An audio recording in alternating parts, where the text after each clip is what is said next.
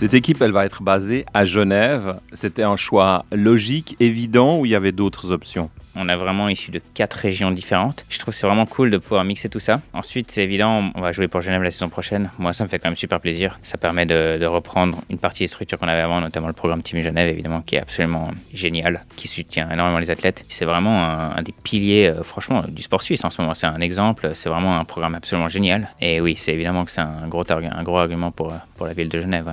Benoît Schwartz, vous prenez 3 membres du team de Kroos, vous-même, Sven Michel et Pablo Lacha, qui étaient jusqu'à présent remplaçants, avec Yannick Schwaller, qui est une recrue de poids. Ça veut dire qu'il n'y a plus de concurrence maintenant dans le curling helvétique? Il y a encore de la concurrence. C'est la chance qu'on a en Suisse. On n'a pas des centaines de joueurs qui ont le potentiel pour représenter la Suisse au niveau olympique, j'ai envie de dire. Mais il y en a quand même un certain nombre. Et maintenant, il y a en tout cas 2 ou 3 équipes qui vont nous concurrencer. Aujourd'hui, avec Yannick, Sven et Pablo, on n'a pas joué une seule pierre ensemble. Nos résultats, les honneurs qu'on a eu dans le passé, ils parlent pour nous, évidemment.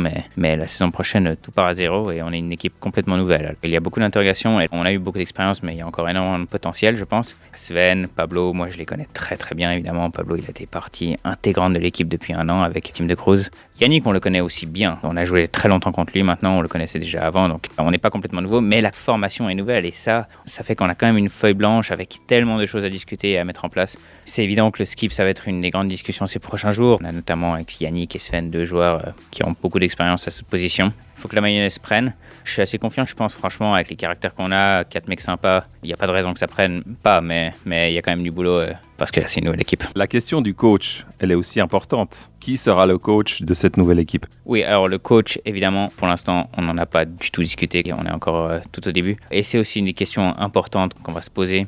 Il y a quelques noms, il y a quelques personnes, mais construire une relation de ce niveau-là, c'est pas facile. Et là aussi, je me réjouis de voir ce qu'on va réussir à imaginer avec l'équipe parce que pour l'instant, c'est une question qui est complètement ouverte et en tant qu'équipe de curling, la saison vient de se finir. Après un cycle olympique, on a maintenant une fenêtre où on peut vraiment construire toutes les structures qui vont nous permettre de vivre du curling pour qu'on puisse avoir les meilleures performances possibles à la fin de la saison. Maintenant, c'est une période où on joue pas beaucoup, on joue même pas sur la glace en ce moment, mais le succès de la saison, on le construit maintenant. Donc là, il va y avoir beaucoup de boulot à ce niveau-là ces prochaines semaines.